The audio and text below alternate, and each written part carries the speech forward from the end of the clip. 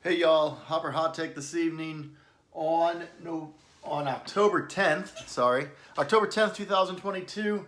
There was an article posted in the NATA Now blog on the NATA website that's titled "Largest Michigan Insurer Decides to Makes Decision to Reimburse Athletic Trainers." And it goes on to say that Blue Cross Blue Shield of Michigan, which is the largest healthcare insurer in the state of Michigan, has agreed to reimburse physical medicine and rehabilitation services rendered by athletic trainers. Joe Green is the author of this post, and it's my understanding he's been working on this type of thing for a really long time, getting athletic trainers to be able to be reimbursed for their rehab services in a clinical setting. Now, Michigan's not the only one to be able to do this. Blue Cross Blue Shield in Georgia, Indiana, and Wisconsin, and Vermont have also made this decision previously. So athletic trainers are able to bill for services in certain states already. And this expands that. And it's a great thing. But apparently it hit the Twitter sphere today. On PT Twitter, and let me tell you, there are some people who are quite irate about it. But such is life. Now, let's talk about what this means, what it doesn't mean, okay?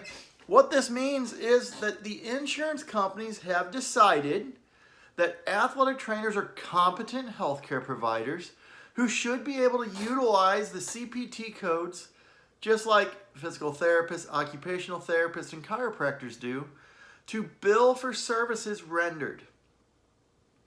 This is a huge step up. I think this is a huge step for athletic training. One of the things we talk about in athletic training is gaining the ability for third-party reimbursement.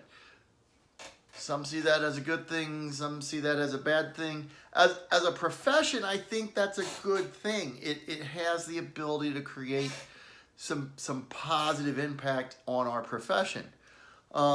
There's many people who believe that we need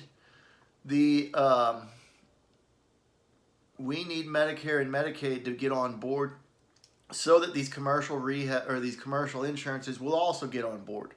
But it's being demonstrated that state by state we're already doing some of this at the commercial level. And hopefully we can continue to expand that as the time comes. But let's think about what this means. What this means is that athletic trainers are competent rehab providers in a clinical setting that should be able to be reimbursed through insurance. Blue Cross Blue Shield of Michigan says we are. What this doesn't mean. This doesn't mean that every athletic trainer in high schools in the state of Michigan are all of a sudden going to start billing for rehab services. That's not going to happen. Okay?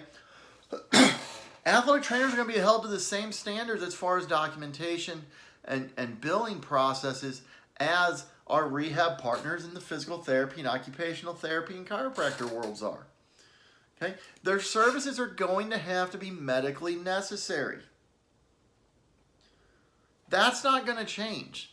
Okay? And so what that means is that athletic trainers aren't going to bill for everything that they do in the athletic training room. And in fact, in my opinion, you're not going to see this billing taking place at the high school level anytime soon. That's okay. But I think it is exciting. I think that there are physical therapists concerned. Because, well, I think that's what physical therapists do. Now, that was a generalization and somebody will call me out for it. Understand, October is actually National Physical Therapy Month. And it's important that we understand and recognize our physical therapists in the partnerships that we have with them. Okay? But physical therapy and athletic training, we all know don't have great relationships. Although the NATA and the APTA want to say that we should have better relationships, we have found time and time again that at the state level, that doesn't happen as well. We'd love for it to get better. But again, you can look at the California Physical Therapy Association, you can look at the Arkansas Physical Therapy Association, and I'm sure there are others who could talk about their state chapter time and time again, doing everything they can to derail what athletic training is trying to accomplish. Okay, so for me to be surprised that there's physical therapists upset about this, I'm not. Okay, and I won't be. You know, they look at this as the potential for losing money.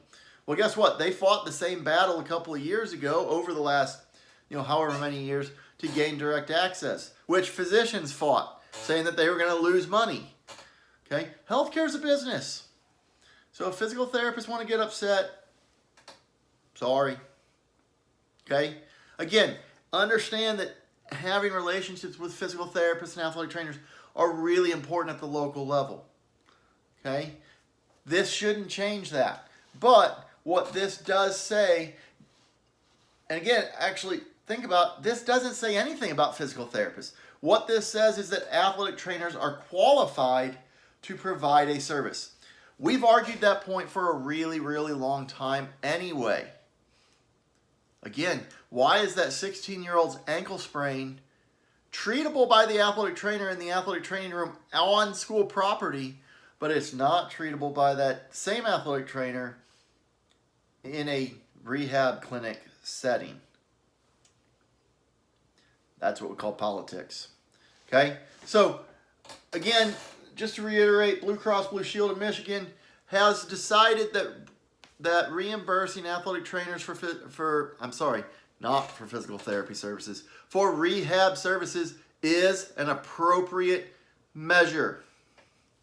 We applaud them in that. We applaud the Michigan Athletic Trainer Society and the NATA on reaching this milestone, and we look forward to seeing other states and other insurance companies to take this next step. This is your tonight's Hopper Hot Take. You guys have a great night. Stay warm out there in Texas. It's starting to cool off a little bit.